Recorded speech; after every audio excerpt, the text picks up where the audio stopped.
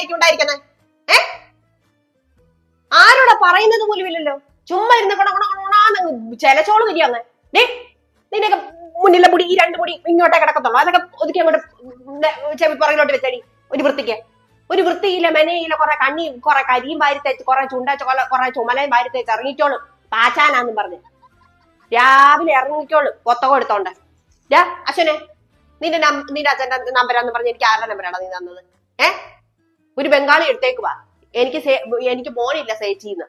വല്ല ബംഗാളിയുടെ വായിരിക്കുന്ന തെറി മൊത്തം ഞാൻ കേട്ടു. നിന്റെ അച്ഛന്റെ നമ്പർ എനിക്ക് കിട്ടുമെന്ന് ഞാൻ നോക്കട്ടെ കേട്ടോ.